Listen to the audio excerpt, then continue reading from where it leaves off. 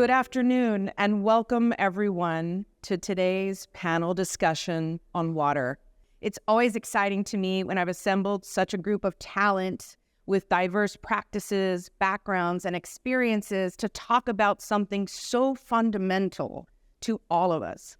None of us can survive without water, and yet we're in an area that, notwithstanding the incredible amount of rain we've had this year, we are still struggling. We have very little rainfall. We don't do as much as we should to preserve it, to capture it, to reuse it, to recycle it. And the people on this stage today are all incredible innovators in their respective areas with this problem. And together, I'm confident they can solve all the problems of the world. That's not even an overstatement.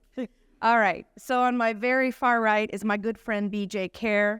He is the founder and owner of Solar Rain Watery, which is America's only desalinated ocean water, bottled water, which is 100% solar power. He says 83, but last I heard was 87% efficiency.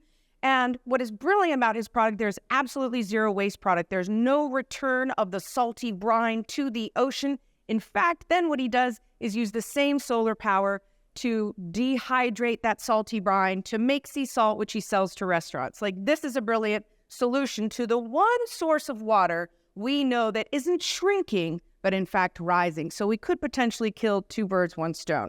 And he also, that water is in biodegradable, recyclable containers. He can tell you more about it, but thank you, BJ, for being here with us. Always my privilege. Thank you. On my immediate right is Sarah Livia Brightwood Szekely. She's the executive president of Rancho La Puerta. She is also the owner of Tres Estrellas, which is an organic garden in Tecate, not too far from here, which feeds the lucky guests of Rancho La Puerta with incredible food. And Rancho La Puerta was founded by her parents 83 years ago this week, which I think is incredible, really, truly. She is also the president of Fundación La Puerta, an organization focused in Tecate on sustainability. And her project that she's here to talk about today is the project that she started, which is a water treatment project at Tres Estrellas, which is passive, biological, net zero energy, and no waste. And she's going to tell you more about that in case you don't know what any of that means. You are not alone, and she'll explain it to you. On my left is Dr. Juana Claudia Leyva Aguilera, but Claudia, see? Yeah. Claudia. She's a biologist with the National School of Biological Sciences, IPN. She has a master's in ecosystem management, a doctorate in environment and development from UABC, and she's currently overseeing a project regarding participatory management of a community aquifer, which is called Observatorio Guadalupe. And we're going to hear about the work that she's doing right here in this community. Next, we have Luis Salgado. He has a Bachelor of Science in Environmental Hydrology and Water Resources from the University of Arizona. He is the Green Infrastructure Project Manager at Watershed Management Group in Tucson, Arizona. He's also, as I discovered, a member of the Arizona-Sonora Border Region Water Task Force. And he's focused on community-centric ecological approaches to education or educating the public about environmental issues and natural resource conservation, namely water. But not just water, but today we'll talk about water. And finally, last but not least, we have Alejandro Carrillo, who is a fourth-generation Chihuahuan rancher. He utilizes holistic land management practices to increase the yield. He's been featured in several documentaries, including Common Ground, which is just right today, premiering at the Tribeca Film Festival in New York, and he will be going straight there tomorrow to join in the festivities. So felicidades. And let's say he's a little bit of a magician, and I think everyone on the panel is. He has managed to increase the rainfall in his land and other land doing similar holistic land management practices by 10% by using mixed herd rational grazing. And I love that. When I asked him if he did rotational grazing, he said, no. I call it rational grazing. So actually, let's start with you. Let's talk a little bit about what you do, Alejandro. Tell me about the work you do. And thanks for the opportunity to share some of the things that we do at the ranch. So actually, it was because we needed to make a change. A lot of the land has been desertified. And actually, unprofitable business. We say that in order to have a cattle ranch and sustainable cattle ranch, it needs to be profitable as well. It's one of the parts of sustainability that people often don't think about, because if you can't maintain it, how are you going to continue that action? So I'm glad to hear you say that. Yeah, exactly. I mean, we cannot actually rely on the government help us or things like that. So that actually make us do the change into a more regen, holistic, rational grazing. What do you mean by rational grazing? Well, we say rational because it's a thinking process. I mean, there are some signs of what we do, but also there's a lot of thinking. Because remember, it's quite complicated to deal with nature. There's many variables. Sometimes ranchers tell me, oh, I'm about the same as 10 years ago. I don't think so. I mean, we are actually improving or we are actually degrading the land. So we try to get into that virtuous cycle of improving the land, improving the soil, improving the diversity, improving the wildlife, capturing more water, lowering the... What does improving the soil have to do with increasing water or availability of water? Yeah, the conventional knowledge of farmers and ranchers is that if we till the soil, then we will actually be able to capture more water. It's exactly the opposite. Exactly. So explain that, because that is definitely a prevailing viewpoint, this old methodology of till, but what does that do? Releases carbon, dries up the soil. So tell us why. Yeah, and it does actually compact the soil. So as we explained earlier today, the major limitation on productivity in farmland and rangeland is not actually water, is air in the soil. So as we feed the microbiology in the soil, specifically the mycorrhiza of fungi, that fungi actually creates the aggregate, so the space in the soil, which will allow us to actually infiltrate more water. Think about for a moment, in the state of Chihuahua, we did a study, we're only filtrating 40% of the water. So we asked the rancher, don't tell me how much rain you get, how much water you can infiltrate and keep for the plant. And you mean by that 60% that's hitting and just running off, which we all experience in some of the drier climates. But when you talk about infiltrating, you mean water that is literally captured and stored and preserved in the soil. And how do you do that? Exactly. We are trying to mimic nature. I mean, some people ask me, what do you do? What do you do, Alejandro? I'm just mimicking nature. So in nature, you actually always cover the soil. You have diversity, not a monoculture. You have living roots. And then one of the most important tasks that we do is to fix the water cycle. What is a normal water cycle is when it rains, it infiltrates. And then it's taken by the plants and it evapotranspirates. When it does evapotranspirate, it's living water. It's not just like dead water, like evaporation. And that goes with aerial bacteria into the sky, to the clouds, and then it actually promotes, again, more rain. That's what we're trying to do by mimicking nature. And when we say mimicking nature, in northern Mexico, we have these big herds of bison making animal impact with all the tools that the livestock does, like the hoof impact, the saliva, the urine, the manure, and then we give it a rest. And that's the way we start awakening the dormant seed that is waiting for the right conditions to germinate. Which is how you've managed to increase the growth of grasses and herbs on the soil that we're talking about. Exactly. It's interesting. Someone I know Ray Archuleta, who was in the film Kiss the Ground. If you haven't seen it, little plug, it's on Netflix. But The Common Ground, the film that he's featured in, is the follow-up by the same filmmakers. But one of the parts of the film that really stuck to me is he used to teach at the USDA schools and so forth. And he said that farmers learn that soil is simply a growing medium, that it's not alive. And yet we know that there are more microorganisms in one tiny handful of healthy soil than there are or ever will be human beings on the planet. And the difference between dead dirt and alive, healthy soil is not just for the plants, but also increasing the growth and also, as you say, bringing more water and rain and moisture to the region. And how? Tell me how. Yeah, it is. We need green plants. Why do we need? When we started working at the ranch, we only have green grass on the 3 months that we got the rain, the monsoon.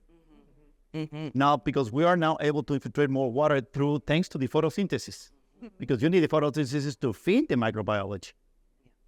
If you stop getting these green plants, then you're gonna reduce the populations, and then it's all gonna get compacted again. So that actually is what helps us to feed the microbiology around the year, and then to keep the water where the plant can use it. Because remember, we have our bacteria in our tummies, in our stomachs that help us digest. The plants depend on the microbiology. So they have a symbiotic relationship, and they need each other. One of the things, I know you're a cattle rancher and that's your primary business, but as I know you've said before, is that you don't just graze cattle. You have a mixed herd. And why is that? Yeah, you keep evolving on your management, trying to get as close as possible to nature. So in nature, you don't really have only deer, or you don't only have like all kind of different grazers, bighorns and things. So why are we actually using only cattle? That really is not, it's a monoculture of grazers. Exactly. So same concept. So we're integrating donkeys, sheep, goats in a big herd. Horses. Okay, so now I'm going to move to you, Luis, a little bit. My panel hasn't gotten rolling yet. We'll get them going. But I want you to talk to us a little bit about what you do with watershed management. What does that mean exactly? What do you do at your organization and you personally? What moves you? Yeah, no, I just wanted to, that resonates a lot with me in terms of what I do with the work that I do with Watershed, and personally of mimicking the natural cycle, right? Of introducing the hydrologic cycle back into our built environments, our urban environments, through, implementing green infrastructure, making better use of the water that we get that would just otherwise run off, and who knows where it ends up, right? Evapotranspirated or ponded. So you're talking capture. Capture, right. And then we've heard there's active and passive capture. What does that mean? So active is kind of maybe what most people are familiar with. Active are those tanks, what are these called? The gutters, all those systems that you collect from your roof, put it in a tank, and then use that water for when you need it, right? I think one thing that goes along with active systems is that, it's very, relatively simple to kind of install these systems at somebody's home, someone's property, but what is the education behind how to use this water that we're now storing, right? Very much taking into context where you're at, the types of rainy seasons that you get, and what are you trying to grow, right? What's going to survive in your environment. So that's very much kind of a very reduced summary of active systems. Passive systems, what I'm really passionate about is shaping the earth to collect the water and, infiltrating it, putting it back into the ground again. Like you mentioned, more, I think, I forget the stats correctly, but 70 to 80% of our water is now running off instead of going back into our aquifers, where before, where we didn't have all these impermeable surfaces, most of that water was going back into the ground. So that's kind of that's kind of my mission in a lot of what I do. And kind of to your point of kind of different new ways, a rational way of rational pricing. Taking the time to observe your landscape, observe the nature, how things are working in your backyard, in your community, in your neighborhood, instead of getting into action right away, right? So it's long and thoughtful observation and looking at what's happening and knowing how to read the land so you can better make use of your resources and things that are falling right up on your head, right? One thing that I really like to say is don't just do something, stand there, right? Because you might as well just take the time and then try to streamline everything and then kind of go back and try to fix your processes. Let's get a holistic view, an integrated approach to these systems that we're deciding to bring back these systems into our cities. Yeah. You said something earlier that I really liked during the introduction, which was, we tend to think of urban environments and rural environments as these two things as being completely different, and they may be, but there's no reason why we can't and clearly should bring more of the rural, alive environment into the urban environment. If we're going to continue to live in an urban environment, it's probably necessary. Can you talk about that a little bit? Yeah, again, mimicking nature, right? My idea is that nature is not out there, or nature is not way out there. I'm going to go hike this place. That's one day a week. I'm going to go to nature and then come back. Exactly. Let's make that part of our way of living, our lifestyles, right? Our sustainable livelihoods. We can bring the spaces here and sort of bring that big nature back into the city, right? It makes me happier to go out and be able to walk under some trees, under some shade, knowing that the water that these trees are using are water that would otherwise just kind of like run off and cause problems to somebody. Now it's as a beneficial resource for these plants, for all the different communities that take part of our lives, right? Not just human, but like all different organisms that exist in the soil and the air and the trees, the animals, all of that stuff. It's very symbiotic if we'll just sort of slow down and accept. Yeah, the idea of like ecological relationships, right? Forming It's those integrated, interrelated. exactly. So like not just human centric, but life centric. Yeah, very important. Very important. Claudia, is there anything you want to add before I go ask a question of my neighbor on the right? Well, for my formation in academic formation, I like with biologists. But in this project, academic comes to the community. Of course. The Observatorio Participativo Guadalupe is the opportunity to the information, the academic information, using for the people. In this case, worked in a lot about the water, because the water is the point for this healing. Of course. And I think I was listening to what you said before, and the critical thing, I think, and the magic of where academia can really, really be impactful in communities is not coming in and saying, we know how to solve your problems, but coming in and saying, what are your problems? Tell me about them. Is there any way in which we might be able to help? And I think that's beautiful what you're doing here, which is a real conversation with the community about the problems and then utilizing all of the resources to try to address them. Yes, the most important is interchange of the knowledge, because the people make many things for the using the water for them. And the academic using this information, but there are not communicating. There's a disconnect. Disconnect. But at the Observatorio Participativo is the link for this the community with academia. Academic and had a more the decision making takes the information, the correct information for take the decision. How to take action based on the community's needs, the community's activities, and how the resources that are available here at the university setting can come into play and really make a positive impact. This is big for you too. You're all about education. That's a big part of your watershed management group. Yeah, it's being able to provide the people with the knowledge, right, and the resources to do things, I don't want to say the right way, but maybe the most appropriate to their context, right? Something that might work for, this person or this place over here might not be the best scenario approach to have here. So informing on how to people can be familiar with the tanks and the water harvesting, but what's the use? What is it that, the application of it? Now, let me talk about what you're doing over at the ranch in Tecate. You've been there a long time. You were born there, weren't you? I was actually born in San Diego, but I've been at the ranch since I was 3 days old. They're close enough. Amazing. My parents arrived in 1940, and I've been witness to this incredible evolution of both a business, a sanctuary, a wellness retreat, and an innovative program that has now been copied by thousands and thousands of places. It's the most sincere form of flattery, imitation. So that means you're doing something very right. But I would say that my focus has been ecological since I was a teenager. And my studies in school allowed me also to focus on education for our community.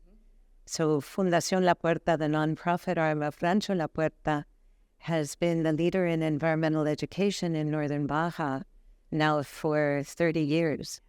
And just Monday was the International Day for the Environment, El Día Mundial del Medio Ambiente. And we had 1,000 sixth graders there going through a variety of stations that were a combination of games and education.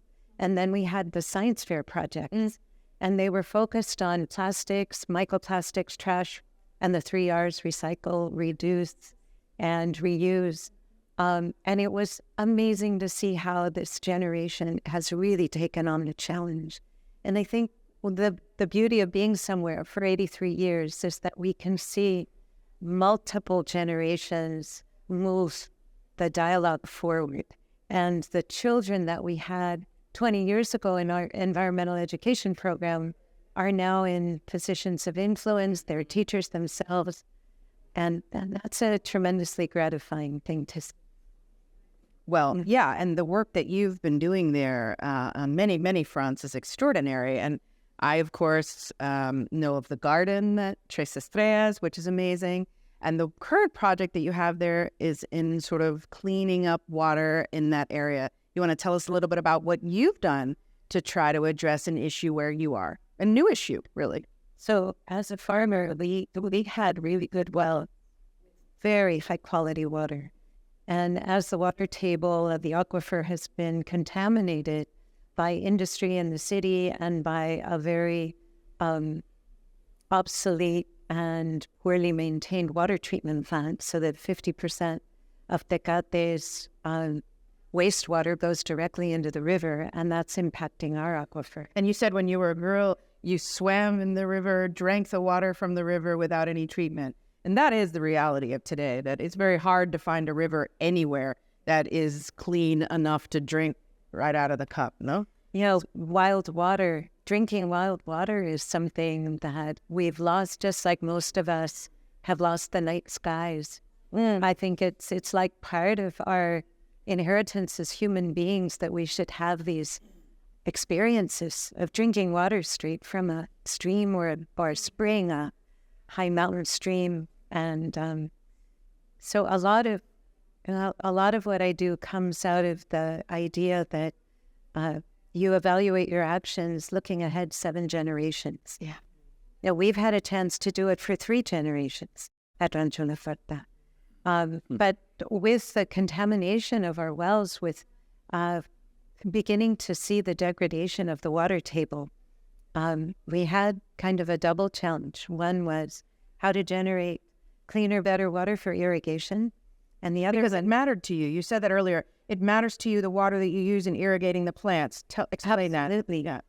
Yeah, well, anybody who farms or who grows plants knows that if you're using water that has high salinity, the ground becomes hydrophobic. The plants can't uptake the water. You can water them all you want, but they're not going to do well. As soon as you have a rain and it washes the salts out of the ground, the plants shoot up magnificently. And heavy metals accumulate in the soil.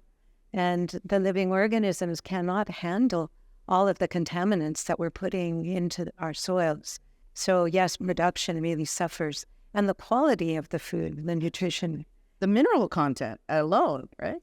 Yeah, one of the beauties in our area, because it's a granitic landscape, is very high, rich mineral soils. And my father felt that was essential for human health. He would say you cannot raise a strong people on degraded soils, on weak soils. So it's been true since the dawn of time. So there was an abundance of sewage and an issue with the contamination of the watershed and our aquifer. And we also needed water for irrigation. So I was lucky enough to meet a Belgian man who had developed a variety of biological treatment plants in different parts of Mexico. His name is Eric van der Avenmuller. And he has an amazing repertoire of challenges that he has dealt with, from creating wetlands for Chivas, which is the largest soccer stadium in Mexico.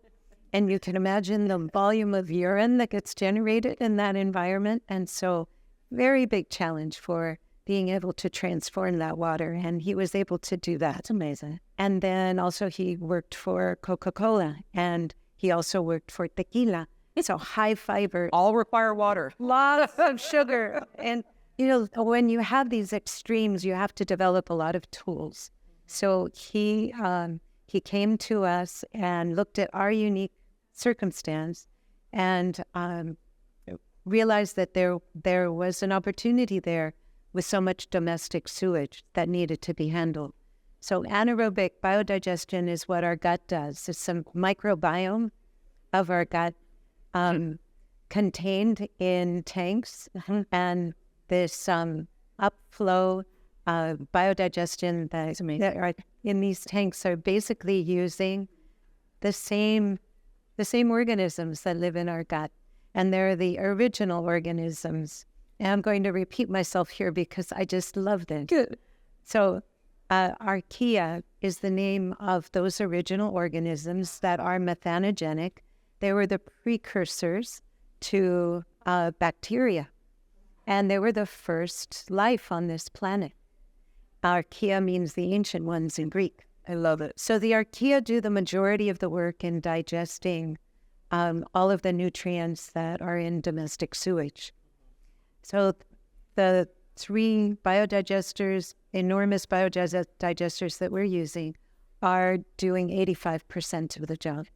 And so our microbiome, the microorganisms in the soil and the microorganisms that are helping to turn sewage into clean water. So it's harnessing biology. And it's so incredible how the planet has all the regenerative capacity. It's interesting because we were talking about this a little bit earlier, that a lot of what we're talking about is going back to nature, to natural processes, working with nature instead of against nature. But at the same time, we really are also talking about science. We're talking about natural biology. And I think, sometimes we tend to think it's one or the other, but it really isn't. True biologists, we're talking about biology working with nature's powers, because the answers pretty much always are there, as we discover. Now it's a citizen tourist. It's better because the people is most participative and recognize the values of the nature. And it is beautiful because the people made in new form to think about the nature.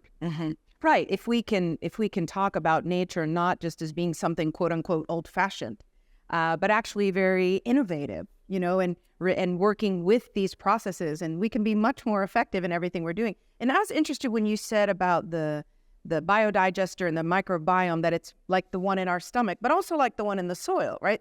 We know more, and we're still learning a lot about the microbiome in our digestive system, and we know a tiny fraction about what's in the soil's microbiome, and where those studies are fortunately really going forward. But it's really both of those processes, they're very similar, which is why, of course, similarly, the food that we eat from natural, healthy soil reacts better in our body. I mean, it's sort of like, I'm not a scientist, but it kind of makes sense to me. But actually, what you said about water, salinity, heavy metals, and these, it's a perfect lead into my friend BJ over here, who has figured out innovative ways to solve pretty much all those problems. I don't know about all the... I'm counting on this group solving all the problems. I have to say that all of us on this panel, we're all mimicking nature. That's what it's about. And I want to obviously talk about what I do, but I'm an organic farmer, avocado farmer, and after about 3 years after I bought my farm, somebody wanted to try to sell me some microbes that I could add to my irrigation system to help do exactly what you're saying, create airspace in the soil. And so they came out to my farm and tested my soil, and they go, are you sure you're not using our product already? I go, No, I'm not. I'm just doing, what? I'm just farming in a proper way, because they were used to testing my neighbor's soil. It was dead.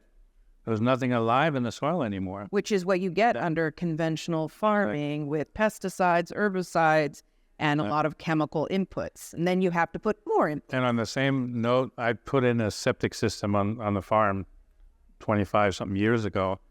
All my neighbors, they pumped their septic tanks out. I never had to pump mine out because it's alive. It's doing its job. It's digesting the sewage.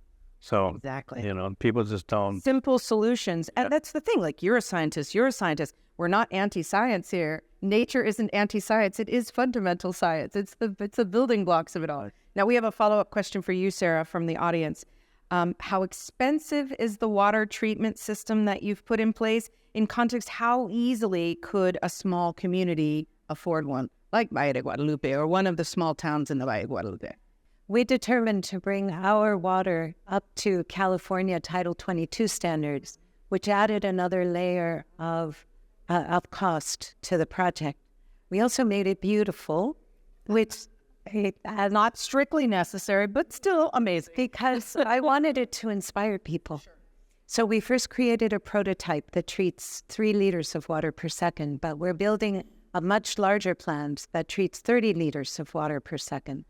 20 liters will be sewage from the town, and the other 10 will be what is generated at Rancho La Puerta and at the residences at Rancho La Puerta. So as far as cost goes, for that 3 liters per second of water, if you did the biodigesters, the biofilters, and the wetlands, it would probably be about $400,000. But that is producing that amount of water all the time. It never stops. It's a constant flow. And so all those 3 liters per second isn't a huge volume. Well, like 30 liters per second is a massive volume of water. Because it's flowing 24/7, it's a remarkable amount of water. Water costs in Tecate have gone up tremendously. And I do know that both Ensenada and Tijuana experienced severe disruption in water availability in this last year. So I think, the return on investments for these kinds of innovative plants and systems, they really need to be seen over the long term. But we know that they're going to become more and more financially reasonable as every year. As time goes by, water will only become more expensive. And harder to come by, potable water, even agricultural water. As you said earlier, it's 1% of the water that's available. Right, but you're solving 2 things. You're creating clean water, but you're also treating the sewage. So it's 2 in 1 kind of thing, where usually cities, those separate units. Yeah, that's right. And they really need to be one. The other 2 components that are important in the system is that the archaea are methanogenic. They create methane gas, and that's biogas. And we always think of methane as being bad if it goes into the atmosphere, but when you do is capture it, use it as fuel. It's 28 times worse for the atmosphere than CO2. So capturing methane is really important. And that biogas then we run through a generator and it goes back to the grid. And although the plant requires a couple more months before it's fully up and running, we're expecting that the energy that goes back into the grid will offset the energy to pump that water. So we are expecting this to be net zero. And the only waste product that comes from this is the mineralized sludge at the bottom of the biodigesters, which gets composted with the wetland plants. And so we get compost. You're regenerating the soil at the same time, which is incredible. One of the things you mentioned before, that one of the limitations on the system you have is a stream variant in alkalinity or in heavy metals, but this is something that you figured out how to address in your system. Yeah, so we use, as you know, ocean water for desalinate. We desalinate ocean water, not the traditional way, which is done with reverse osmosis system. Rather, we mimic nature. Again, we use the sun, creating clouds, and then condense the clouds and make rain. And so the byproduct, of course, that comes out of that is salt and some heavy metals. We do it at low temperatures, so some of the minerals travel into the clouds and are part of the water, which somebody asked me earlier about, how many minerals are in your water? And I said, well, minerals can really only be absorbed by the body if they're organic minerals. And organic minerals you can really only get from plants.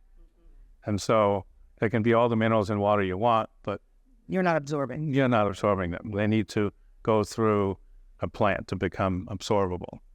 But anyway, so the salt, we filter that brine. We're 83% roughly efficient in converting ocean water to drinking water, compared to reverse osmosis system that are about 50% efficient.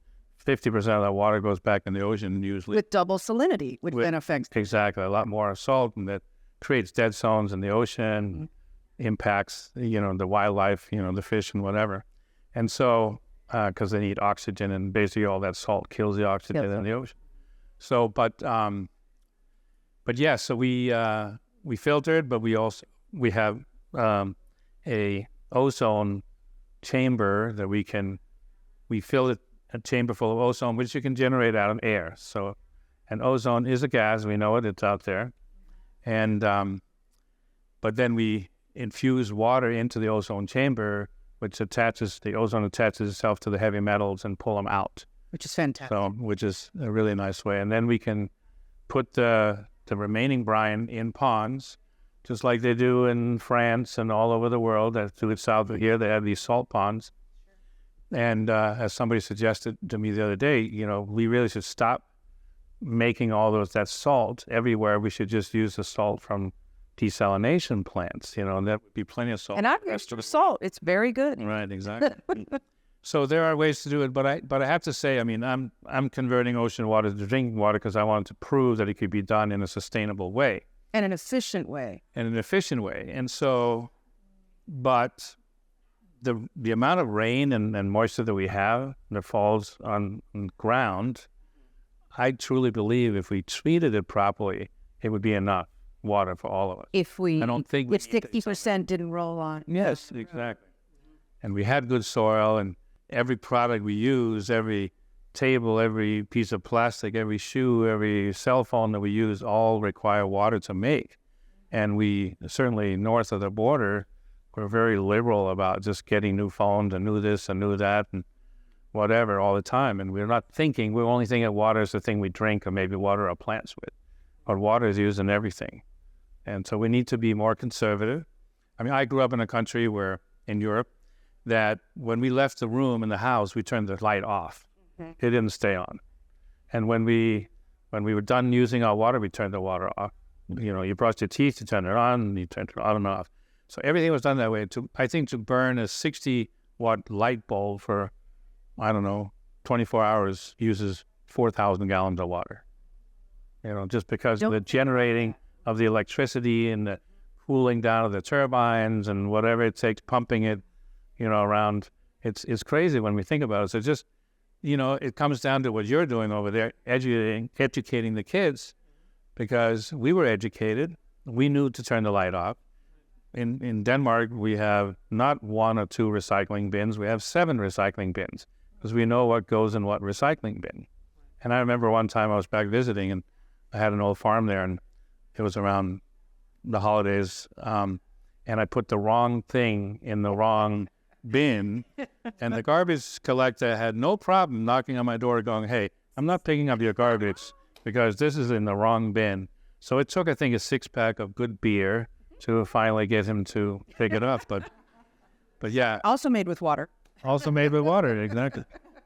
It takes water to make a plastic bottle. It takes more water to make a glass bottle. It takes water to do everything. So I think if we really think about it, teach the kids, because a lot of the parents don't know it, but they can teach the parents, make a game out of it. Right. Maybe give them points in school for converting their parents to turn off the lights and doing things like that. That's you said it exactly right, because I think actually the funny thing is, the older we get, the harder we are to move a little bit on things, myself included.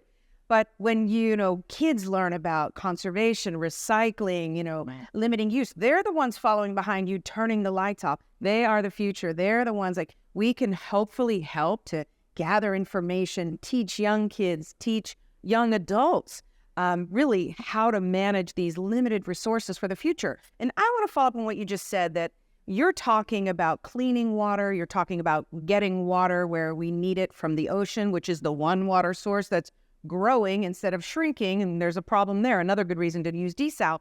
But I want to go back to what you said about what we really need to learn to do is manage the water that we have naturally. How do we increase that 40% filtration to 80 to 100? What can we do?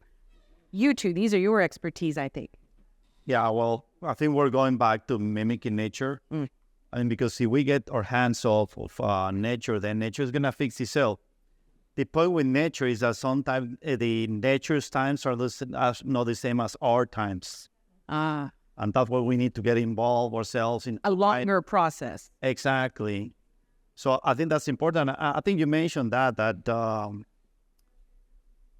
as we increase just 1% of organic matter, we're able to actually infiltrate per hectare 250,000 liters of water. So 1% increase in the organic matter in the soil has that dramatic a shift in the ability of the soil to absorb and maintain that water. That's amazing. That's a lot of water. It's a lot of water. And let me give you an example. When I joined the ranch, it seemed like my dad had like a present for me, because he said, the average is like 9 inches per year. We got 20 inches on that year. You know what we did? Nothing, because our soils were compacted. Mm-hmm. So in 3-4 months, we're already in drought mode. Already back where you were before. And that's true for us in both sides of the border here. We had all this rainfall this year, but what do we have to show for it?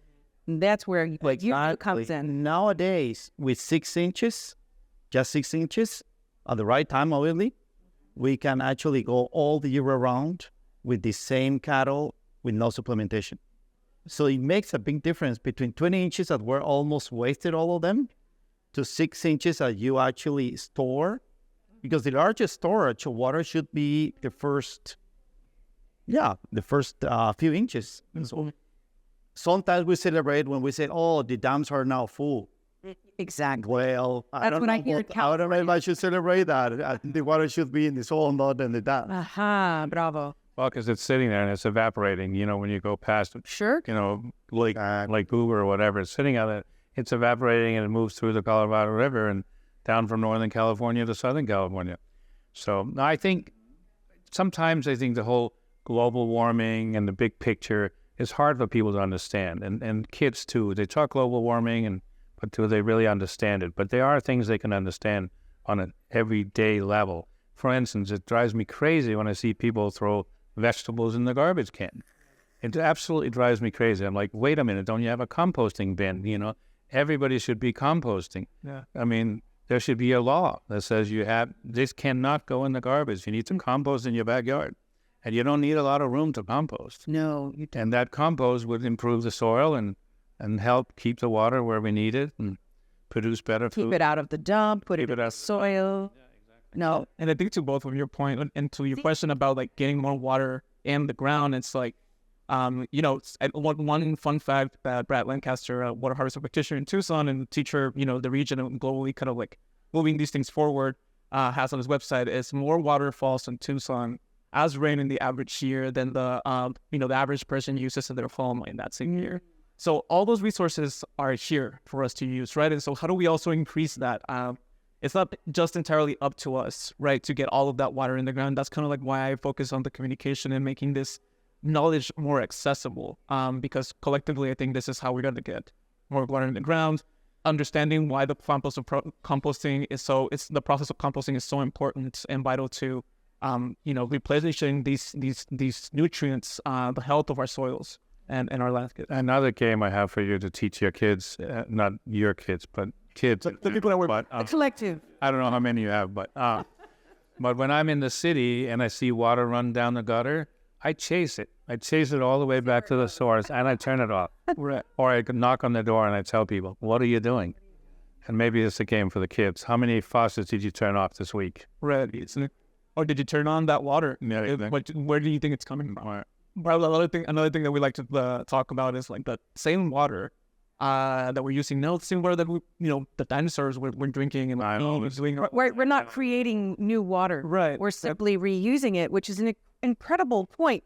This is Natalia Badan, who's with us in the audience, was talking during the break about a bathroom that they put in place at her winery here in the valley, where all of the water, except for the one you use to wash your hand, is simply just going through a system and being reused and reused, because that's what water does. And the sooner we all appreciate that, I mean, what you were saying a minute ago, if we talk about global climate change, and that seems so daunting and it feels like, what can I do? I'm just one person. But if you talk about the steps that conserving water, reusing water, recycling water is one tiny step, or composting, which will improve the soil, which will then keep more water. That every tiny step that each one of us can do in our own space, however small or big it may be. This was the message of the Kiss the Ground film that I found so empowering. Whatever your space of control is, if it's 1 square foot, a yard, or 100 miles, or however many acres you have, a lot, you are impacting your life, your community life. And then, people just want to feel like, I don't think people wake up every day and think, I want to make the decision that's the worst thing for me, my community, the environment. No, people really want to do the right thing. They just need to have the tools or the information and steps, not like it's your job to fix climate change. That's overwhelming. But what can I do in the water sphere? That's what you teach. So tell us some more about what you teach. Yeah. And all three of you are working in an aquifer environment here too. And I think there's some interesting dialogue to have about that. Yeah, I think it's, again, sort of like investing in that and that local, like starting from not getting too overwhelmed with, we need to fix the Colorado rivers right now, Lake Mead is going down, all of these different things. It's like it starts in your home, it starts in your backyard. We actually have a program at Watershed Management called Build Your Own Basin, where we provide people with the steps to build a basin, look at your landscapes, or come up with the calculations, the stuff like that, so they can sort of estimate, I have a ponding issue there. It's is that an opportunity to put the water back into the ground now? And so we sort of make it so that people can start looking and start small and simple, and then learn from that, and then start expanding, getting their neighbors involved. And at the end of the day, yes, we want to get the water back into the ground, and that's the goal. But it's also, it's not about the rain garden necessarily. It's about people learning about the possibilities, right? How we can work together and what's under our control to be able to, this thing that's very important to us, to be able to do that and not depend on other maybe slower process hierarchies, procedures that maybe don't, sort of react in a timely manner or are set up for communities to be able to benefit from them in that same period. So yeah, we also need to teach our kids about wanting organic food, because then we encourage organic farming, and then get away from those big industry farms that spray pesticides everywhere and herbicides and whatever. And it's funny that they've been back to organic farming and how your soil was alive. It's it's funny how that's thought of as an alternative. Yeah, it's not really the way to go. And it's you're doing all these things. Because I don't know what the percentage is of organic food sales these days, but it used to be 7-8% or something. It's very small. That basically means that 92% of the population don't give a crap about what they eat, and that's bad. It should be the other way around. But if the kids, maybe not that they don't give a crap, but maybe that they need to understand why it matters to their health, to their community, to water, the soil, the climate. If the connection is made for people, I choose to believe that people want to do the right thing. Right. They just don't always have good information, because the information and sort of from the more corporate, standard, conventional is big and powerful and constant. And we're here to provide sort of a more balanced presentation of the world.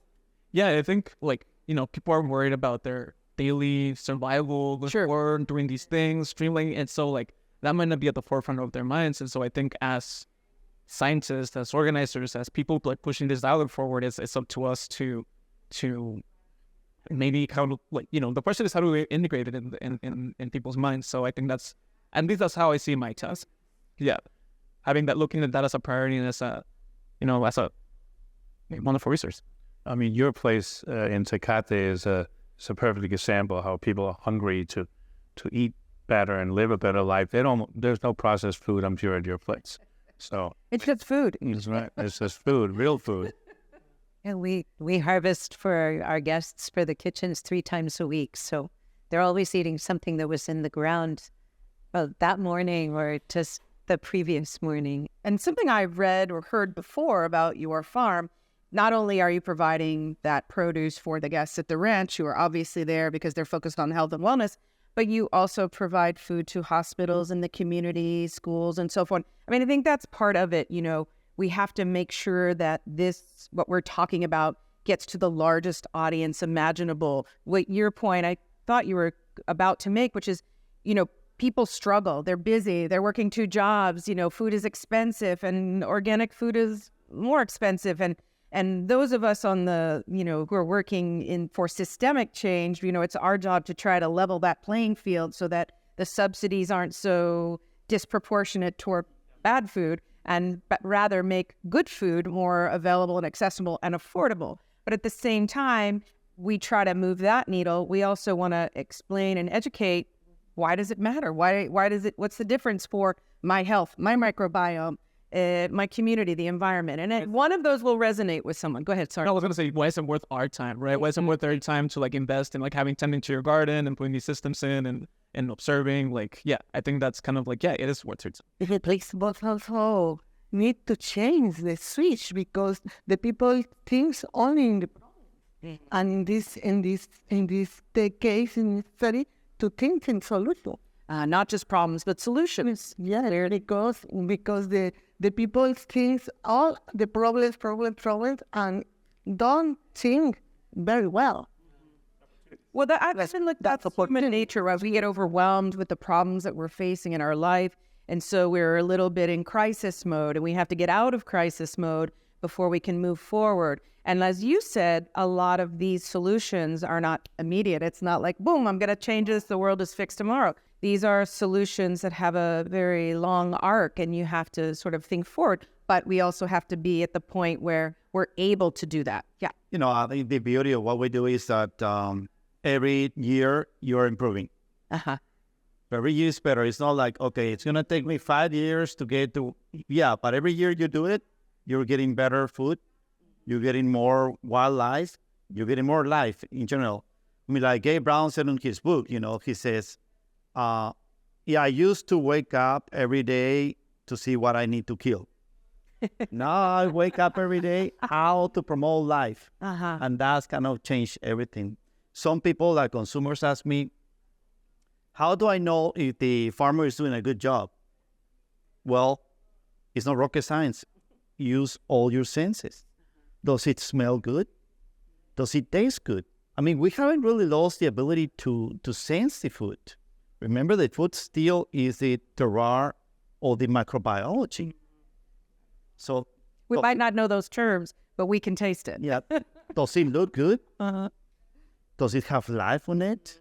I mean, if you use all your senses, you know that what you're getting is something good for you and for your health. But when I see a new subdivision going in, what's the first thing that pops up? Or 2, 3, 4 fast food places, where you could cook at home. I mean, you're talking about economics, and certainly organic food is a little bit more maybe, although prices have come down. But instead of building 4 fast food places, if you put in a little organic store or a garden or whatever, exactly, community garden, like it's common in Europe. You live in an apartment, but you can rent a little space or provided by the community. And you can cook at home a lot cheaper than you can go out and eat processed food. Even with just very simple indicators like, do you hear the birds on those fields? Mm-hmm. How many insects do you see? See, I got Gabe Brown visiting our ranch. Wait, tell everybody who Gabe Brown is. Okay, see. Gabe Brown, I would say Gabe Brown is one of the most famous farmers. He wrote a book. His From Dirt to Soil book. It's been the book with the most books sold the last 4 years on farming. Yeah. And he went to visit my ranch in Chihuahua, and he said, Alex, because, well, I'm Alex in Mexico, but I'm Alejandro here. Alex, I had never seen so many insects in all the states of every state in the U.S. Uh-huh. So we have a big problem of the decline of insects worldwide. And it's because the use of so many chemicals we're using. And that has a huge impact on everything that we're talking about. It's the foundation. I mean, we talk about the microbiology, microhealth, as we call it. But the insects is the foundation of a lot of things. Every time you kill a pest, which is not a pest because maybe the plant is weak, you're killing another 700 insects. Uh-huh. Benefit insects. Right, and healthier plants are sort of stronger and capable of resisting those insects or pests on their own without resorting to the herbicides and pesticides. Yes. So, tell me some more about what you're doing that you haven't talked about. Well, I was just thinking of what Sara shared in terms of like, drinking from the river and like that not being like available to us anymore. And I don't know why that was making me think of like the way that I think of like what we practice, right? I feel like as environmental, whatever we want to call it, we're introducing these concepts that to me have been taken away from us. How to work the land, how to read the land, how to put a plant in the ground, how to look after a plant. And I think I'd be remiss if I didn't mention that, a lot of the stuff that I do in terms of, green infrastructure, water harvesting, industrial resource conservation, we've put those names to these practices that people that have lived here, indigenous, communities that have lived here for thousands of years. Old practice. Right, exactly. And so, like, I think that's something that's very important to call it the work that we do to really honor those practices and the people that, learn to live in these lands, in the semi-arid region, whatever we want to call this region of the world, before us, before urbanization, industrialization, modern times, whatever we want to call it. I think I think that's one of the things that I like to communicate when we're talking about that is, being stewards of the land. We're respecting the land. We're forming a relationship with them. So, And we have a lot to learn. Yeah. Indigenous cultures in that regard, across the globe, truly. Yeah. Yeah. Yes. Yeah. When you live in a way that everything is your relations, and everything is alive, and everything is interconnected, and everything is intelligent, then you know that when you are applying pesticides and you're killing the insects, you're killing the songbirds. And we've lost these. Then the bees that pollinate the crops. But that's one of the big challenges looking ahead. Is all of our farming is dependent on bees for pollination. 100%. So my fellow avocado farmers, my neighbors, when I first bought my farm, they were all slathering their trees with brown, who knows what it was, with helicopters. It was like Vietnam kind of coming in low and spraying brown stuff on all the trees, getting rid of the mites or whatever, thrips or whatever it was. And I said, well, I'm not going there, so I'm going to start putting beneficial insects out on my farm. So we would get beneficial insects from insect trees and attach the lacewing larvae to each tree. We'd go around each tree, we'd get lacewing larvae cards, and the lacewing larvae would crawl up on the fruit and eat the thrips and whatever. And so we did it for years. And after a while, we really didn't have to do it anymore because they were there, and we would plant native plants where they could overwinter when there were no avocados on the trees. And the only places I really had problems were always on the border of where my non-organic neighbors were. I don't know if they were all jumping. No man's land. They were all jumping over on my side because they knew the helicopters were coming. But they knew in the center of the ranch. I mean, far a ways away from the borders, there was a perfect balance of everything, and we had no pest problems. And to this day, still have after 25 years, no pest problems. And they're still over there helicoptering. Claudia, we have a question for you. Somebody wants to hear about the water system that you're working on with Club de Tres Cantos that you mentioned a little bit earlier. Can you tell us about that system? Yes, excuse me. This system is a wetland, artificial wetland. They used for the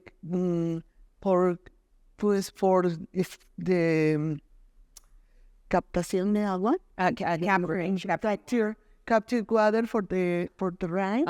And in this year is very, very beautiful because the rain is extraordinary, and this was a good year to do it. It is a good example because need to more the side spot captation for water, because all the water is to lost. In this case, there are a lot of reservoirs, but this is not ecological reservoirs. Right. And in this case, it's ecological reservoir because have a technology for filter the water into the ground. Where it's needed. Is needed. Yeah. It's interesting. I also sit on the board of UC Press, which is the publishing house for the University of California system. But they, of course, have published quite a bit on water. And I remember reading early on that, one of the ways in which California truly failed is that, we largely get our water from the Colorado River.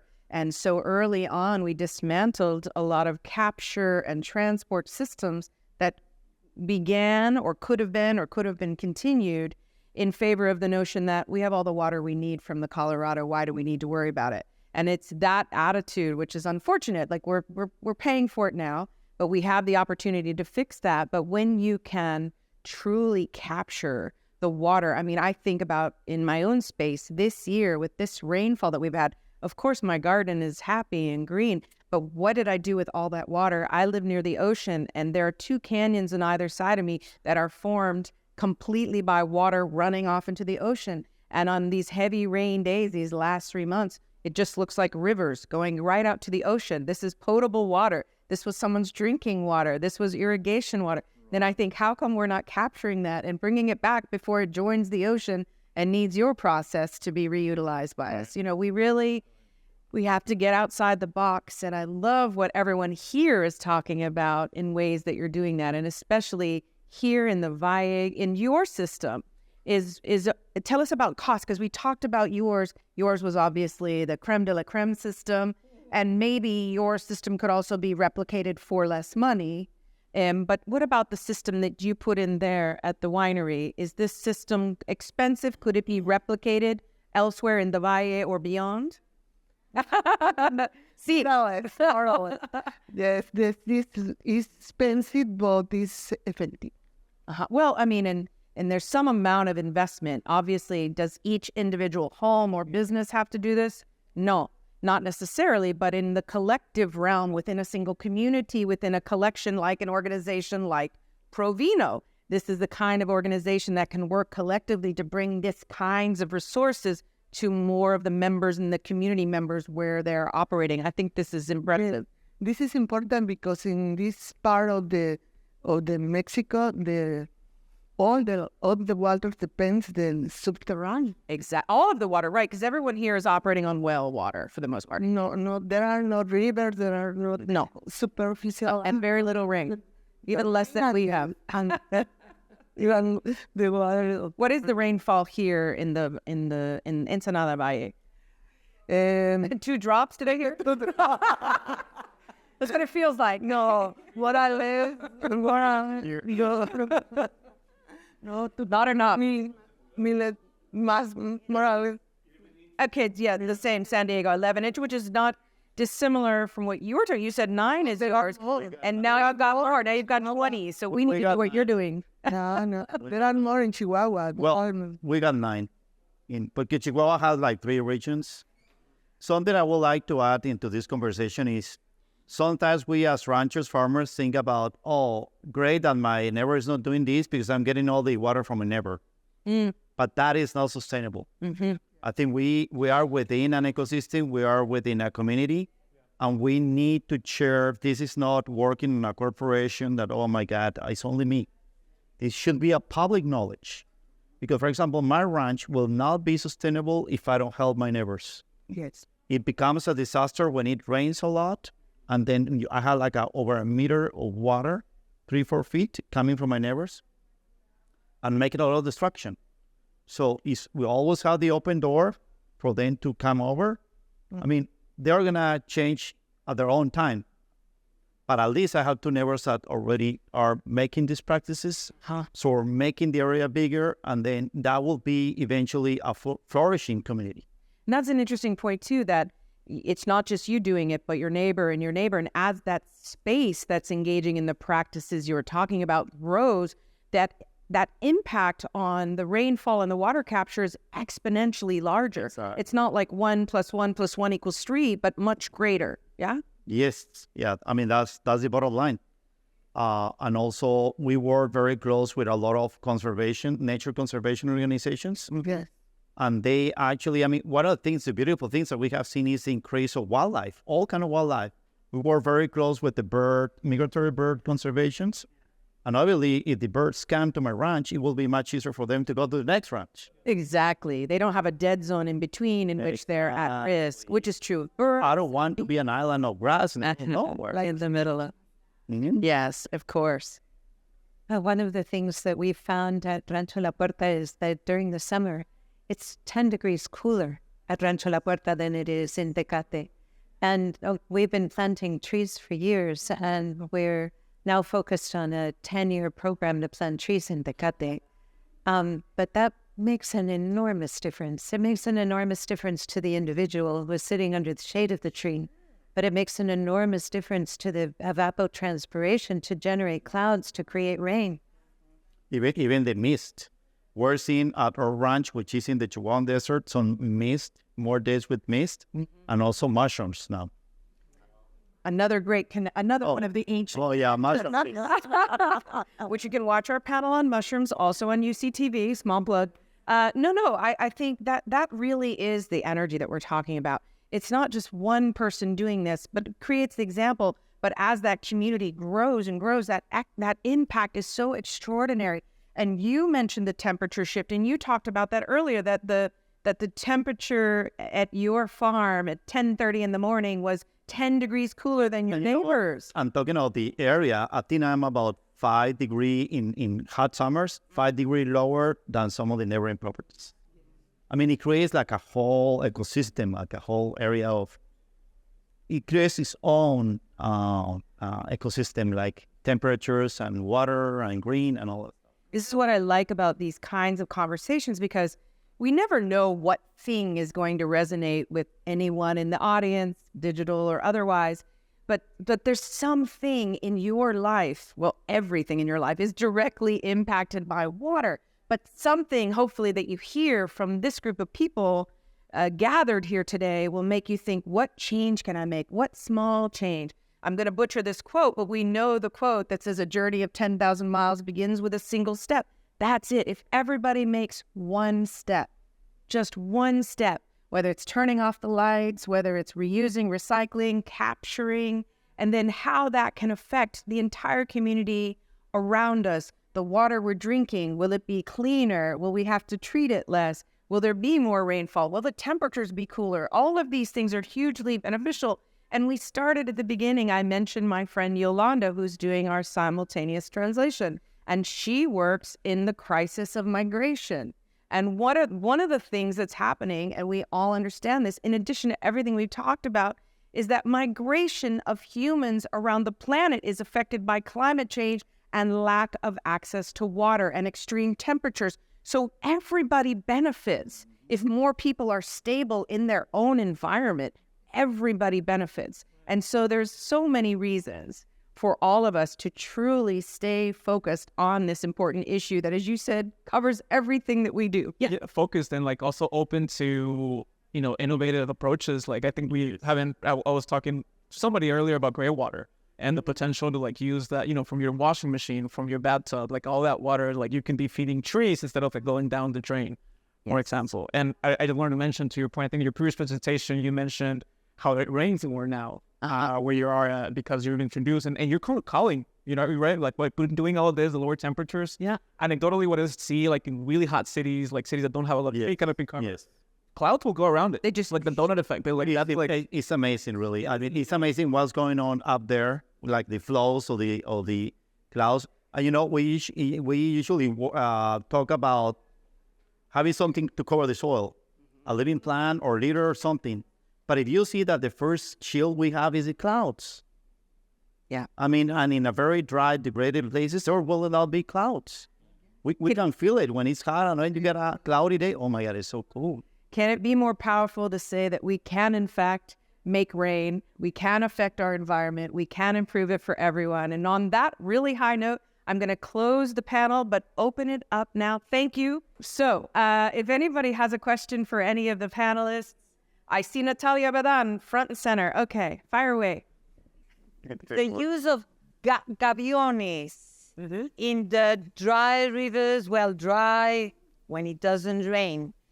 Have you seen differences that last for years? Can you tell us a little bit about it? I'm very, very curious.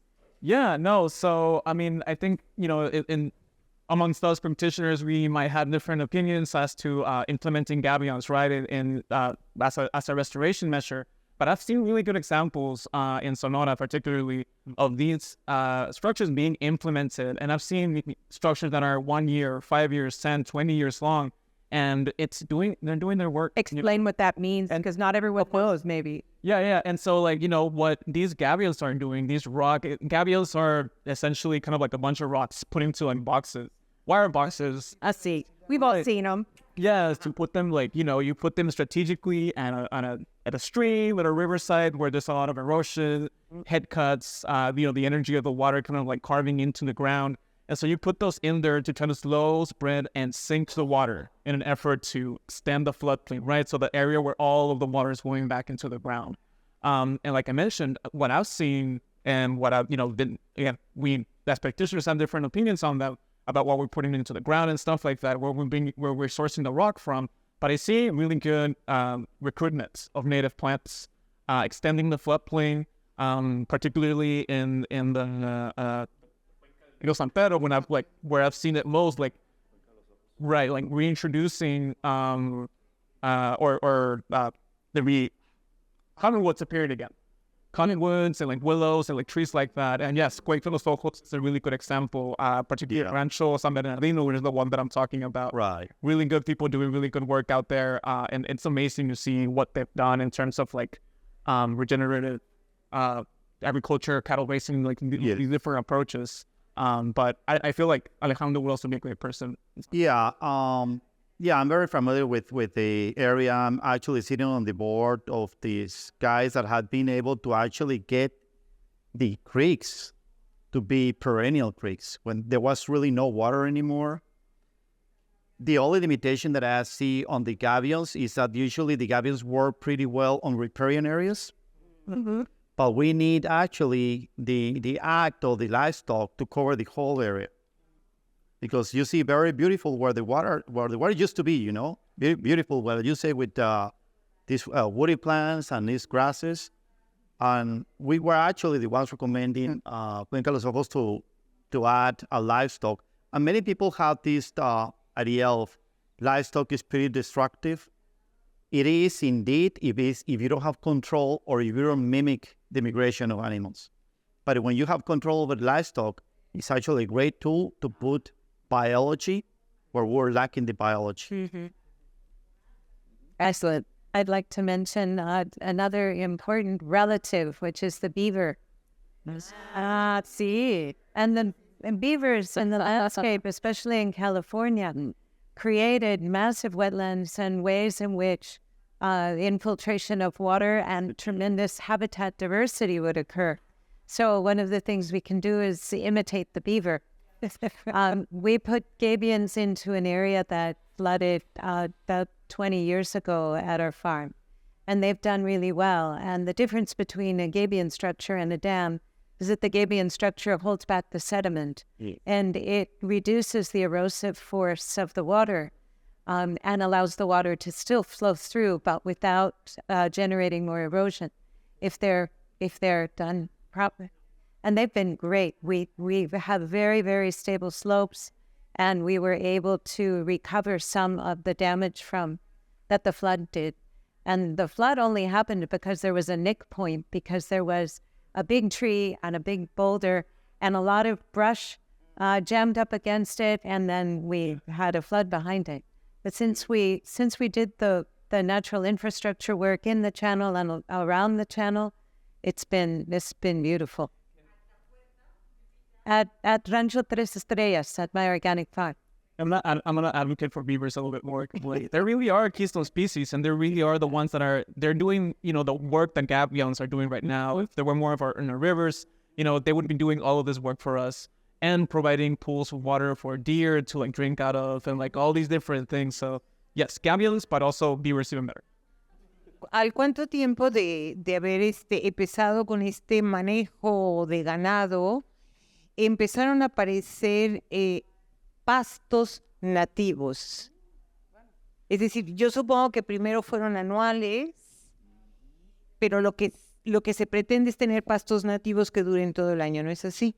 Sí, así es. El objetivo es tener diversidad de pastos perennes, porque aunque nos llueve 3 meses, pero podemos guardar el agua, capturar el agua y guardarla, entonces esos pastos perennes que pasaron después otros 10 meses sin agua, van a retoñar verde. O sea, el verde es muy importante tanto para la microbiología, para el microrrebaño, como para nuestro rebaño. Porque pónganse a pensar en un momento, el sur de México, el 80% del alimento que se hace, que se le da al ganado, viene de fuera del rancho, de la finca. Entonces, es un efecto tremendo el que tiene el ganado mal manejado en todo el ecosistema. Porque entonces empezamos a abrir más tierras y más tierras porque estamos degradando las que tenemos. Sí. Entonces, el enfoque que tenemos nosotros es, y lo aprendimos a golpes y porrazos, como decimos. A prueba y error. A prueba y error. ¿Por qué? Porque cuando empezamos con este manejo, empezamos a dividir el rancho sin considerar realmente absolutamente nada. Nada más decimos, nuestro peor enemigo es el área grande, hay que dividirla. Pero hay un problema con ese enfoque. Porque ese enfoque no considera las mejores áreas y las peores áreas, y aparte deja los potreros demasiado grandes, no hay el impacto animal que necesitamos. Ahora nuestro enfoque es muy distinto. Nuestro enfoque es, dime dónde están tus mejores lugares. Y aplica en todo, ¿eh? Dime, por ejemplo, estamos trabajando ahorita con agaveros en Jalisco. No empieces en el peor lugar. Es contra la naturaleza, empieza en el mejor lugar. Entonces nos vamos con los ganaderos. Los ganaderos y los agricultores somos gente práctica. Necesitamos ver resultados. Y no en otro rancho, ahí en nuestra finca, en nuestra propiedad. Al enfocar nuestras inversiones, al enfocar nuestro esfuerzo en tiempo y dinero en la mejor área, vas a tener resultados en la siguiente temporada. Entonces, esa es la idea, que empieces a una pequeña escala. Por ejemplo, en nuestro caso en la ganadería, con intensificar, y luego muchas veces, y lo he visto mucho en California, bueno, en muchos lados, pero en California, para hacer un ejemplo cerquitas, la gente hace un excelente trabajo de pastoreo, pero regresa muy rápido. Entonces, acuérdense, aquí la clave de todo es la diversidad. Entonces, si tú regresas muy rápido, estás trabajando para 2 o 3 pastos, zacates, pero los otros le estás dando en la torre. Entonces, nosotros tenemos un descanso de 1 año, es el contexto. Yo creo que ustedes también están en el mismo contexto. Deberíamos de tener para nuestros animales descansos de 1 año, 1 año y medio. ¿Por qué? Porque estamos trabajando para 3, 4 especies de pastos. Necesitamos tener 100 especies de pastos perennes. This is the rational grazing. And you said, follow the cows. They know. Independientemente de trabajar en el rancho, escucho que están trabajando con agaveros. La pregunta ¿es como, digamos, en sociedad o es como también hacen consultorías? Lo pregunto porque en el Delta del Río Colorado se está buscando proyectos bueno, que combinen la ganadería, silvicultura, etcétera, para eficiencia de agua. Entonces pregunto por si, ¿cómo operan con los agaveros? ¿Es sociedad o es consultoría? Bueno, en el caso de los agaveros es consultoría. Es consultoría. De hecho, esta persona, que yo creo que es de las pocas que está haciendo algo diferente en Jalisco, él se educó primero, que lo hemos estado diciendo aquí, primero es la educación, ¿verdad? O sea, se dio cuenta que hay otras formas. Entonces, uno de los principios de la agricultura regenerativa o agropecuaria, como quieran llamar, es el contexto.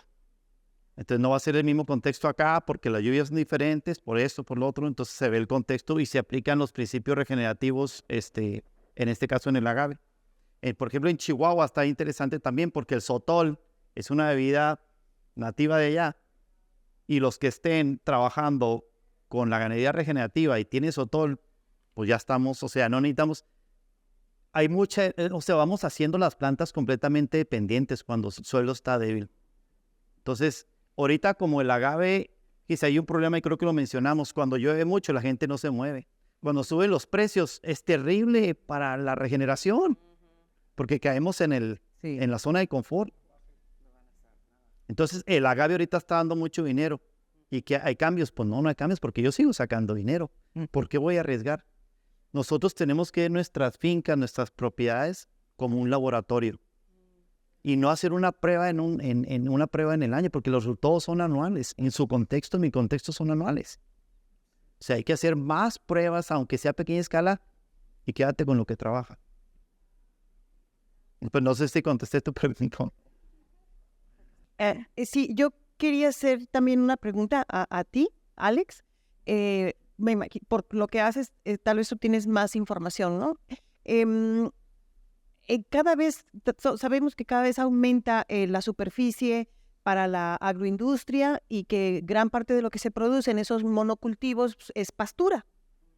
Y luego la venden por todo el mundo y contaminan mientras la cultivan y cuando la transportan y todo, ¿no? Casi que tengo la respuesta, pero tengo una esperanza en que sea diferente. Hay empresas de estas gigantes, que además estamos hablando de 5 o 6 nombres de empresas que manejan la producción mundial de alimentos, ¿no?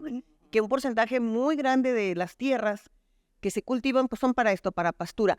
¿Alguna de estas está probando algo diferente? Porque son el gran, es el muro, ¿no? Sí, no, mira, bueno, sí, la respuesta es sí. Muy bien. Sí, sí hay. La cuestión es que el ganadero y el agricultor somos muy lentos en cambiar.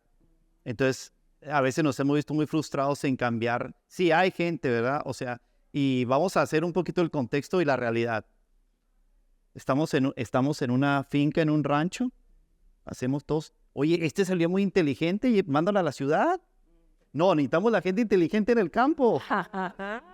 Porque nadie puede vivir, el doctor, el abogado, necesitan comer todos los días. Sí.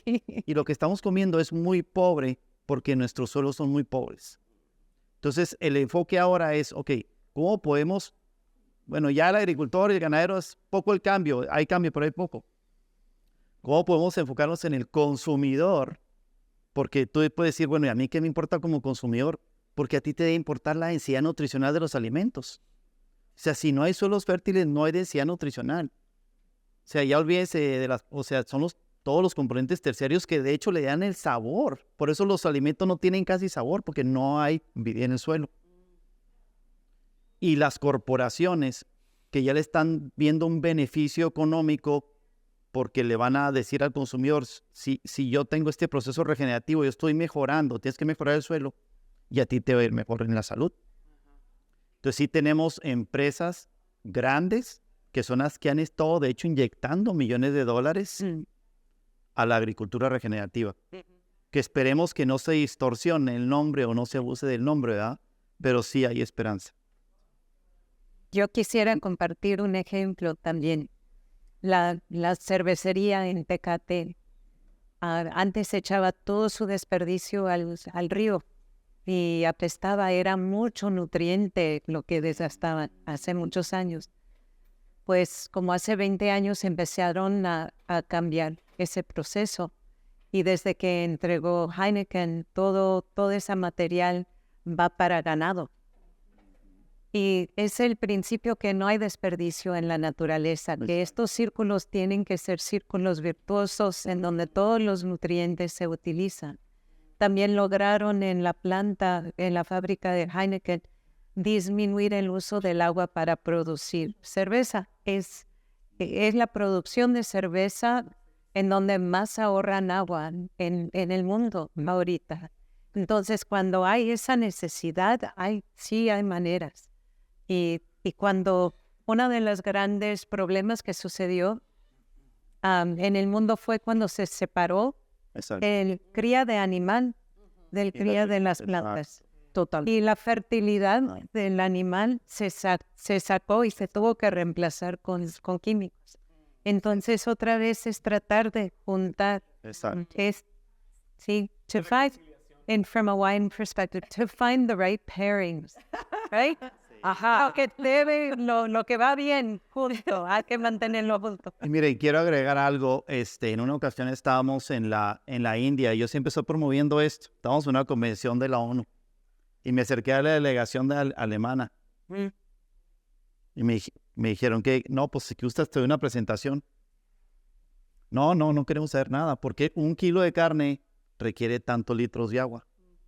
es cuando fallamos en el pensamiento holístico. En nuestra propiedad, si aumentamos de 2 pulgadas, que es el suelo degradado por hora de infiltrar, a 18 pulgadas, nuestra finca, nuestra propiedad tiene capacidad de captar agua en un año para satisfacer todas las demandas de agua de una población de 100,000 gentes. Entonces hay que verlo siempre holístico, ¿verdad? O sea, qué es lo que estamos haciendo y cómo beneficiamos todo el ecosistema. Bruno, ¿preguntas? ¿Sí o no? Sí. Bueno, quería tocar un tema que nos ha tocado mucho y tiene que ver con los baños secos. Es para Sara y para Luis. Quería saber si ustedes están en procesos de aplicar ese sistema, si están educando gente y pues que hablen un poquito del tema de baños secos porque creo que es un gran tema que es súper importante en cuanto al agua, ¿no? Pues en Parque del Profesor, donde Fundación tiene todos sus programas educativos, tenemos baños secos. Y en Rancho 3 Estrellas tengo algunos baños secos también. Yo creo que algo que es muy importante es cambiar ese chip que tenemos del asco o porque no huelen, son limpios. Es una maravilla. Y luego usamos los orines, se tienen que diluir con agua, pero esos orines diluidos con agua son un excelente fertilizante. Y sí, es un desperdicio tremendo. I once saw a cartoon where there's an African child looking at a Western older man saying, "You do what in your water?" Yeah, sí. ¿Por qué? Porque es agua potable, es agua que se podría estar tomando y cada vez que le bajamos al excusado, cada vez que le bajamos es agua potable que está yendo. Está potable cada vez. Se puede tomar esa agua. Y igual nosotros en Tucson, en nuestro sitio demostrativo, se llama Living Lab and Learning Center. Usamos, obviamente, los baños que tenemos ahí son secos. Y es uno de los primeros puntos que hacemos cuando tenemos visitantes. Pues aquí son secos. Hay letreros de cómo usarlos y qué tanto papel, qué tanto serrín, qué tanta agua para diluir. Pero, o sea, creo que es una de las atracciones, ¿no? Es una muy buena manera de la gente también de interactuar. Algo de lo que no están muy acostumbrados. Se ven, no, pues esto puedo hacerlo. A mí me encanta dirigir a la gente cuando también hacemos tours en este centro que tenemos demostrativo y les explicamos de dónde va y cómo es que usan el nitrógeno, el potasio y todo esto para que las plantas crezcan y estén felices. De otra manera, pues nomás se esteriliza. Y es ese como el cambio de chip, ¿no? Es la cambio de perspectiva, oportunidades en vez de problemas para utilizar estos desechos que en realidad pueden ser recursos para beneficiarlos. La misma problema con gray water también. Yeah. We need to switch the way we think about recycled water. You know, I grew up in Germany like you, which is a place that rains constantly. It's very green. It looks like Portland. Rain, rain, rain all the time. And when I was a little kid, the water was immediately recycled and put back into the system. We only used recycled water in a place that arguably didn't need to, right? You know, so it can be done, and we have sort of this aversion to dry toilets or recycled water, and we have to change the chip, as you said. I think in Denmark now, when they build new houses, they require that you're digging up streets and stuff. They love to dig up streets to put up in a sewer, and then they close it up, and then they dig it up again so they can put a fiber optic cable in, and then they close it again, then they dig it up again. So, It's my neighborhood. next time they dig it up, put 2 pipes into the house. Put one for, potentially gray water and one for sewage. If you don't want to collect it and capture it in your own place, but in apartments, for instance, you could treat the water separately and differently and recapture that water. De hecho, en el último trabajo que hicimos en el Valle de Guadalupe, para nosotros fue bien sorprendente ver que muchos de los establecimientos sí están poniendo baño seco o baños en donde el agua se recicla, ¿no? Lo comentaba hace rato Natalia, en el caso de Deckman, sí. El reciclado del agua es absoluto en el baño, pero también hay baños secos en donde cuando uno llega dice, esto es un vergel. ¿Por qué es un vergel? Porque se está aprovechando todo lo que sale del baño seco para mantener las plantas, se está reciclando el agua de las cocinas para regarlas y entonces uno dice, ¿por qué hay tantas plantas aquí? Entonces fue algo que, porque se está usando, como decía, todo dentro del mismo rancho sin sacarlo, ¿no? Entonces es bien importante. Y se ven, digo, sí, nosotros sí, para nosotros cuando estuvimos haciendo esto, establecimos por ahí un indicador sobre la sustentabilidad de los restaurantes, porque de hecho el número de restaurantes en los últimos 10 años ha aumentado a un 600%. Entonces hay capacidad o no para mantenerlos, y parte de lo que descubrimos fue esto, ¿no? De que a lo mejor es la necesidad lo que hace que se tengan que aplicar estas prácticas, pero a través de la necesidad se va aprendiendo y se va haciendo cada vez las cosas de una manera más adecuada a las condiciones en las que estás viviendo, ¿no? Pero sí es cierto, las experiencias hay que compartirlas, porque si no, no se sabe qué está sucediendo, ¿no? Y es lo bueno de hacerlo en comunidad, con grupos de gente, no solamente tú como individual, pues porque si no, entonces te cae la responsabilidad a ti de hacer todo esto. Y Tienes razón. de nuevo, la educación en el aspecto comunitario y hacer esto en colaboración, en vez de uno solo. ¿Hago otra pregunta para ella? Sí. Pues más que pregunta, es una anécdota que les quiero compartir que me parece interesante reflexión. Hace algunos años tuve la oportunidad de promover huertos de traspatio en comunidades rurales en Sonora. Entonces, pues llegué, sobre todo estábamos buscando pequeñas clínicas, ¿no? Que tuvieran alguna barda porque los perros y las vacas se metían. Entonces tenía que ser lugares con ciertas características, y había lugares ideales que estaban en primarias y en secundarias de pequeñas comunidades aisladas y rurales. Y entonces me pareció bien interesante cómo llegaba y les decía, pues les explicaba el proyecto y de qué va. Y me decían, es que no tenemos agua. Y yo, pero ¿cómo? Pues ahí tienes un rotoplas enorme arriba de tus baños. No, pero es que eso es para el agua del baño. Digo, pues es que no, o sea, vamos a meter letrina. Y entonces agarraba yo mi baño seco y mira que el baño seco, y le sacaba el manual de la CONAFOR que tienen ahí, que sí funcionan maravillosamente. Pero es este cambio de paradigma, ¿no? Es este chip. Sí. Y la gente decía, es que no puedo sembrar alimentos que me van a ayudar económicamente a mi salud. De verdad, estoy hablando de gente sumamente marginada, que no tenía ni para comer.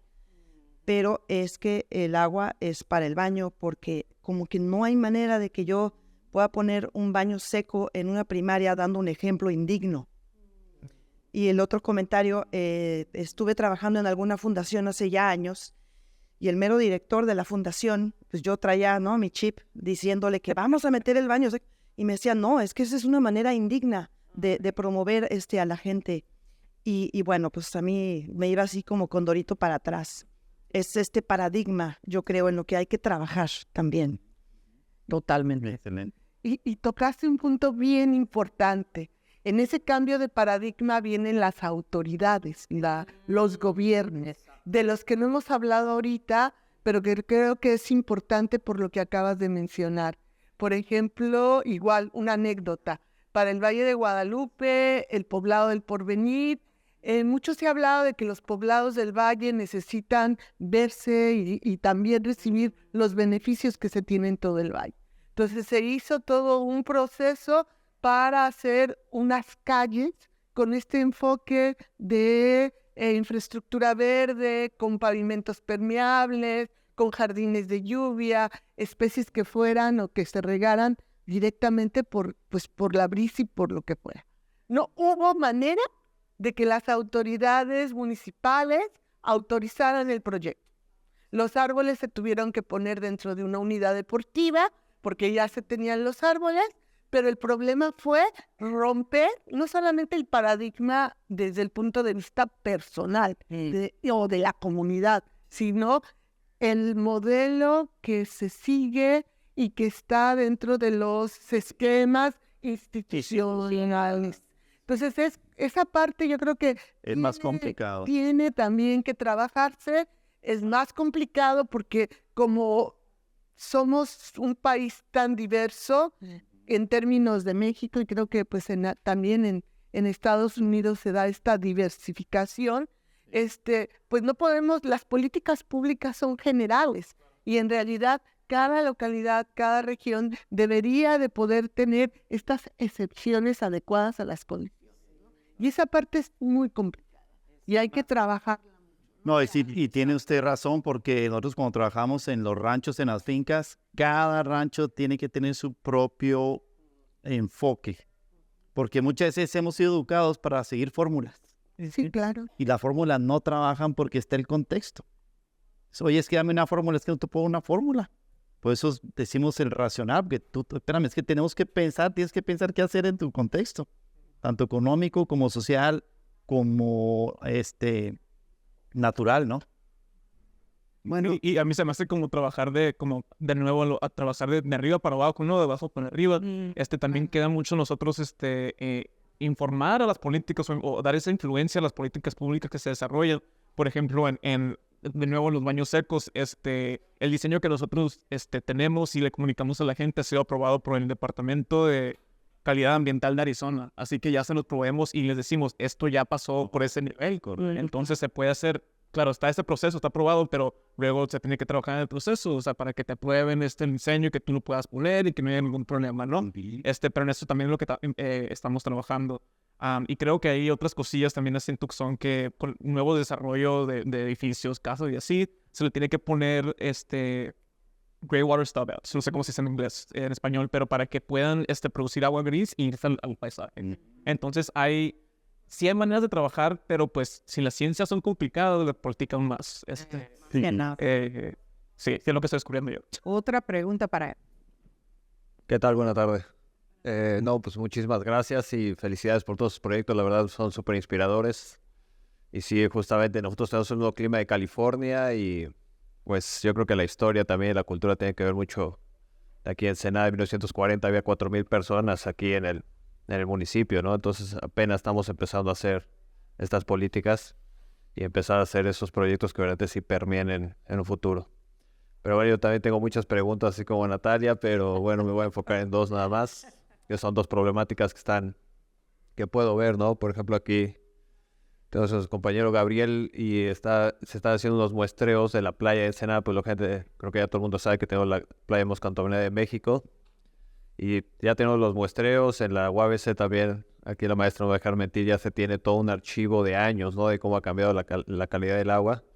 Pero lamentablemente la comisión de agua, que es el manejo del agua que se hace en el estado es por municipio, o debería ser por municipio. Entonces tenemos estas comisiones que son estatales, que verdaderamente no arreglan el problema como debe ser. Entonces sacamos a la mesa la otra vez de cómo podríamos demandar, o ustedes en su trayectoria, cómo podemos demandar de una manera mejor internacional, porque como el agua de aquí llega también a Estados Unidos y la de Estados Unidos llega para acá, verdaderamente compartimos ese mar. Pero como no hay un freno y no hay una política o un grupo organizado que tenga que tener una política seria, ¿no? De que verdaderamente estas personas no están cumpliendo con sus funciones. Entonces, esa es mi primera pregunta. ¿Ustedes qué comentario, qué hazaña o qué manejo se podría hacer de una manera internacional o en equipo para poder ir a demandar estas comisiones y tener mínimo esos muestreos que estén al alcance de todos? Y mi otra pregunta, también Mexicali, en el Valle de Mexicali hay un problema con los trigueros, con la gente que vende trigo. Están en protesta hace como 2 o 3 meses porque no les compran el trigo al precio que debe de ser. O sea, se los compran en 6,000 pesos, mientras que debería ser como en 10,000, 8,000 mínimo para tener una rentabilidad. Pero no sé qué proyecto, qué manejo, qué consejo le darían ustedes a todos estos trigueros y a todos estos agricultores en el Valle de Mexicali, que ellos riegan por inundación. Nada de swales, ni manejo integral, ni nada. O sea, ellos dicen en Estados Unidos riegan de una manera con láser, inundan toda la parcela, y en Mexicali todo el mundo sabe que tiene 50 grados de temperatura y ellos piensan que es la mejor manera porque lleva mucho tiempo, y como estas comisiones de agua no les hacen un manejo, no les ponen una restricción, pues ellos siguen tirando el agua, ¿no? Entonces esa sería mi segunda pregunta. ¿Qué consejo le podrían dar a los agricultores de Mexicali que nada más siembran trigo y alfalfa? Y también tienen mucha ganadería, pero la tienen de toda mal manejada. Entonces me pueden contestar esas dos preguntas de qué consejo le dan a los trigueros y qué manejo internacional o qué estrategia podemos utilizar para poder tener una mejor calidad de las plantas de tratamiento que tenemos en el municipio. Gracias. Yo creo que a la primera pregunta, creo que podría extender un poco. Creo que aún se necesita mucho que aprender, o sea, hay mucho que aprender sobre cómo se manejan, ¿no? Las aguas. Es muy diferente dentro de estados, entre municipios, y luego también empieza a considerar cómo se maneja en Estados Unidos, ¿no? Y cómo se miden diferentes cosas. Así que de lo que yo he aprendido ahorita mucho tiene que ver la armonización de datos y el intercambio de sabiduría para saber qué es lo que ha pasado, qué es lo que está pasando, qué es lo que va a pasar, para poder empujar ese diálogo, ¿no? De manejo. Creo que ahorita todavía es muy delicado en el aspecto de decir, vamos a manejar esta cuenca, este río de esta manera, porque son dos diferentes países, dos diferentes estados, 15 municipios que todos están participando, y no solo el gobierno, pero también la academia, y las ONGs y otros de esfuerzos que a lo mejor no están en sinergia. Entonces, no solamente el hecho de que se necesita aprender más sobre qué es lo que está pasando, pero también llegar a ese nivel de sinergia donde se puede hacer un impacto más claro, ¿no? Para poder avanzar ese diálogo de manejo de aguas y cuencas, ríos. Es lo que he aprendido, porque es lo que me interesa a mí en lo que he estado trabajando ahora con el cuenca del río San Pedro y de Santa Cruz, cómo interactúan ambos nodales, cómo interactúa Agua Prieta con Naco, cómo interactúan estas regiones, pues, y cuáles son los intereses, cuáles son las industrias. Entonces es algo muy complicado, pero sí es muy interesante. Sí, mira, la segunda pregunta, en Chihuahua bueno, hay todo tipo de cultivos, pero uno de los cultivos más fuertes es el nogal, o sea, la nuez pecanera. Y ahí tenemos 2-3 ejemplos con agricultura regenerativa, en donde se siembra unas 15 especies distintas, o se trabaja sobre lo que ya estaba nativo, y se meten las borregas. Y esa gente está ahorrando el 50% del agua. Obviamente no inundan, porque fíjate, los excesos causan más problema, igual que nosotros. Oye, es que necesito tomar esta vitamina, y la tomas en exceso y es un problema, que no es tan simple como, es que nomás tomo esta vitamina, ¿no? El exceso de agua mata también mucha microbiología. Entonces yo te garantizo que ese tipo de riegos, ¿por qué están preocupados de querer? O sea, obviamente el sistema no trabaja, porque siempre que paga los platos rotos es el productor, y ahí está todos los brokers o los coyotes, ¿no? Pero realmente, por ejemplo, en una ganadería regenerativa o una agricultura regenerativa, nosotros no estamos preocupados por los precios, porque lo que mata más al agricultor son los insumos, o sea, lo sintético. Y entonces, si tú tienes un monocultivo, estás expuesto a las plagas, que no tienes diversidad, ¿verdad? Y luego si estás inundando ahí, y aparte, imagínate los cambios de temperatura, inundas y luego no tienes nada entre los surcos, y luego en las altas temperaturas, te está matando toda la microbiología. Y si no tienes microbiología, tienes una planta débil, y si tienes una planta débil, tienes un producto. Tienes que traer de fuera para poderla. O sea, por eso le llamamos a ese tipo de cultivo hidroponía extensiva. Sí, porque en el suelo nomás lo está deteniendo para que no se caiga, y se caen como quiera. Entonces, ahí mi recomendación es, mira, es difícil cambiar a los productores, y ya les dije, nosotros el enfoque que hemos tenido en Chihuahua es, ok, estamos enfrente de 100 personas, ya detectamos y el que quieren, que ellos tienen hambre, y bueno, yo no quiero discriminar aquí a nadie, pero muchos son los jóvenes y las mujeres las que están liderando esto. Entonces, y vamos a pedir la gracia de Dios para que el papá lo deje hacer algo, porque muchos de los padres estamos obstaculizando el avance. No, es que así lo hizo yo, mi abuelo. Sí, pero tu abuelo agarró una tierra fértil. Tú estás agarrando polvo. O sea, y estás con una planta completamente pendiente de todo.